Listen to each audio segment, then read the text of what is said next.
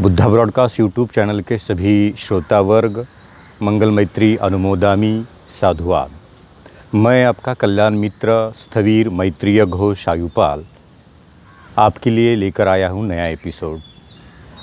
विशेष रूप से हम जानने की कोशिश कर रहे हैं कि स्वयं तथागत बुद्ध और उनका तत्वज्ञान हमारे रोज़मर्रा की ज़िंदगी में उत्पन्न होने वाले सभी समस्याएं और इस समस्याओं का हल निकालने की कितनी मदद करता है। बुद्ध का तत्वज्ञान केवल धर्म और केवल अपनी आस्थाएं स्थापित करने में कोई रुचि नहीं रखता।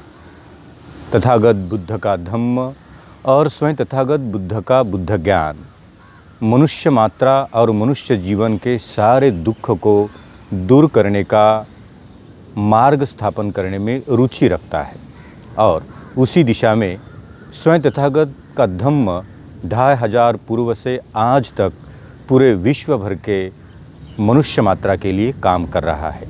ये कोविड-19 महामारी का बड़ा ही दुख भरा प्रवास और समय हम आप और सभी दुनिया देख रही है। स्वयं तथागत और तथागत का धम्म इस सारे महामारी से मुक्त होने के लिए हमें कुछ मार्ग देगा। तो ये धम्म और धम्म का ज्ञान और ये बुद्धत्व और बुद्धत्व की ये संबोधि हम और आप सभी के लिए इस दुख से मुक्त पाने के लिए मन का सशक्त होना ये बहुत सिखाती है। मन से ही उत्पन्न होते हैं सारे दुख और मन से ही होती है मनुष्य की हानि। यदि आपका मन बड़ा ही कमज़ोर हुआ तो आपकी हानि होगी। तो चलिए हम आज विशेष रूप से मैं रूबरू होते समय कुछ नया लेकर आया हूँ और इस आज के विषय का आपसे विश्लेषण करते समय मुझे ये कहना पड़ता है कि क्या सिद्धार्थ गौतम भी भटके थे अपना रास्ता, ये टाइटल है। मुझे और आपसे इतने सारे उपदेश और इतने सारे तत्वज्ञान के प्रति परिचित होते समय स्वयं तथागत बुद्ध बनने के पहले और बुद्ध बनने के बाद हमेशा एक प्रमाण देते रहे कि मैं केवल मनुष्य हूँ। और आज का ये सब्जेक्ट जिस बारे में हम लोग चर्चा कर रहे हैं, यह विषय भी हमें बुद्ध का मनुष्य होने का एक बहुत बड़ा प्रमाण देता है, क्योंकि इस टाइटल में ही लिखा है क्या भटक गए थे सिद्धार्थ गौतम अपना रास्ता। भटक जाना, इस भटक जाना ये शब्द का संबंध केवल मनुष्य से ही है। परमात्मा नहीं भटकेंगे, परमेश्वर नहीं भटकेगा, ईश्वर नहीं भटकेगा, कोई अवतार नहीं भटकेगा, क्यों तो वो तो सुपेरियर है। भटकता कौन है? भटकता है इंसान। तो चलिए, क्या सिद्धार्थ गौतम स्वयं अपना रास्ता भटक गए थे? हम और आप ये जानने की कोशिश करेंगे कि जैसे उन्होंने गृह त्याग किया और गृह त्याग करने के बाद वो चल पड़े थे दुख मुक्ति का सत्य खोजने, प्रयास कर रहे थे और प्रयास करते करते करते करते जो भी मिला उससे साथ ले रहे थे। उद्दक राम पुत्र मिले, उनको साथ लिया। अलार कलाम लिए, उनको गुरु माना। उनके पास कुछ नहीं मिला, उनको छोड़ दिया। जहाँ कुछ मिल नहीं रहा, जहाँ कोई रास्ता अच्छा नहीं लगा, उसको छोड़कर नए रास्ते की खोज में वो हमेशा चलते रहे। कहीं तो मिलेगा, ये दुख मुक्ति का अंतिम सत्य कहीं तो मिलेगा, क्योंकि मुझे वो प्राप्त करना है। ऐसे ही किसी ने कहा कि अगर उद्दक रामपुत्र के पास आपको कुछ मिला नहीं, अलार कलाम के पास आपको कुछ मिला नहीं, तो लगता नहीं कि आपको कोई अच्छा गुरु अभी मिलेगा। फिर भी यहाँ ऋषिपतन मृगदाय वन में 5 लोग हैं और वो 5 लोग कितने सालों से तपस्या कर रहे हैं और वो तपस्या से ही उन्हें ये सत्य मिलेगा, ऐसे वो कहते हैं। ये 5 लोग, ये 5 मित्र बड़े ही प्रसिद्ध है देहदंड करने में। शरीर को यातना देने से भगवान मिलेगा, शरीर को यातना देने से परमात्मा मिलेगा, शरीर को यातना देने से निर्वाण मिलेगा, शरीर को यातना देने से मोक्ष मिलेगा। ये सारी बातें उनको किसी ने सिखाई थी। और केवल शरीर को यातना ही देने से मिलने वाला है तो वो उस महान यातना देने वाले मार्ग में रथ है, उस पथ पर है। आप जाइए ऋषिपतन मृगदाय वन में और उनसे मुलाकात करिए, वो आपको रास्ता दिखाएंगे। सिद्धार्थ गौतम को कुछ क्षण तक लगा ये सही होगा,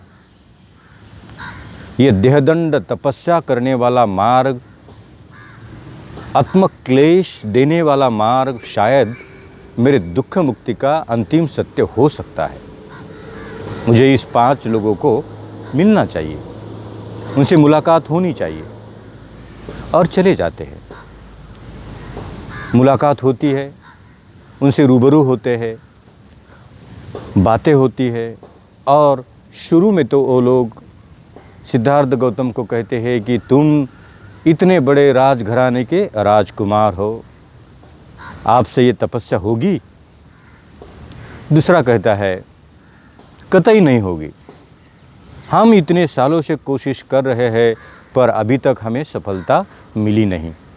आप तो राजकुमार हैं, सारे सुख और संपन्नता का अनुभव लेकर एक राजकुमार आता है तो वो देहदंड कैसे कर पाएगा, वो आत्मक्लेश कैसे कर पाएगा?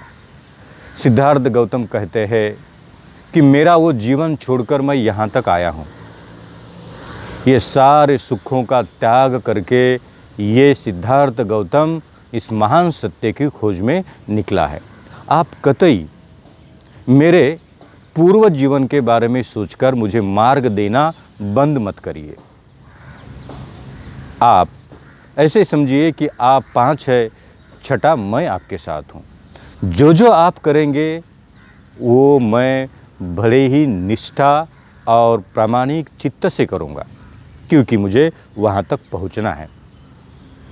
ये 5 लोग कहते हैं कि अगर आप करना ही चाहते हो और इस जम्बूद्वीप वर्ष के बहुत बड़े कपिलवस्तु राज्य के आप राजकुमार हो, हमें तो पता नहीं करोगे नहीं करोगे, क्या होगा नहीं होगा, यश मिलेगा नहीं मिलेगा, अपयश मिलेगा क्या हो, पर आप केवल इस राज्य के राजकुमार हो और हम नागरिक हैं।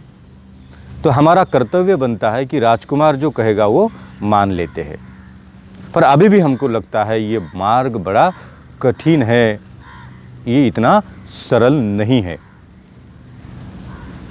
सिद्धार्थ गौतम ये 5 लोगों के साथ ये आत्मक्लेश की धारणाएं शुरू करने लगे। आत्मक्लेश यानी शरीर, अभी इस जन्म में जो शरीर आपको ये संसार, कुदरत और नेचर ने दिया है, उस शरीर के प्रति इतना आत्मक्लेश भाव निर्माण करो कि ये शरीर थक जाएगा। यातनाएं सहन कर कर के ये शरीर यातना शून्य बनेगा। कोई चेतना और कोई यातना और कोई वेदना महसूस करने के पात्र ही नहीं होगा। ये शरीर को इतना दंड दीजिए, इतना दंड दीजिए कि ये शरीर सुख और दंड, ये दोनों का भेद एक क्षण में जानने की कोशिश कर सकता है। स्वयं तथागत बुद्ध और ये आत्मक्लेश, इस परंपरा का उन्हें स्वयं बुद्ध बनने के पहले ये अनुभव हुआ। ये 5 लोग जो जो करते रहे, सिद्धार्थ गौतम वही करते रहे। ये 5 लोगों में से किसी ने कहा कि आपको केवल ये वनस्पति का फल खा के जीना है। कोई अन्न और कोई पका हुआ अन्न, भोज आपको ना तो ग्रहण करना है ना तो उसको स्पर्श करना है। सिद्धार्थ गौतम ने कहा अगर यही मोक्ष और निब्बान तक लेके जाने वाला मार्ग है तो मैं इसे स्वीकार करता हूँ, उसे मैं प्राप्त कर लेता हूँ। और वो करने लगे। कितने दिनों तक उन्होंने केवल फल से गिरा हुआ, पेड़ से गिरा हुआ फल खाने की शुरुआत की। अगर 2 दिन फल मिला नहीं, 3 दिन फल मिला नहीं, तो वेट करते रहे, क्योंकि ये आत्मक क्लेश ही है जो मुझे अंतिम रास्ता दिखाएगा, अंतिम सत्य तक लेकर जाएगा। फिर 2 दिन मिला नहीं, 3 दिन मिला नहीं, 5 दिन मिला नहीं, तो मैं रुक जाता हूँ। मैं भूख लगी है, भूख की यातना हो रही है, इसलिए मैं इस यातना को ख़त्म करने हेतु भोज ग्रहण करूँगा, ऐसे बुद्ध ने कभी स्वीकारा नहीं।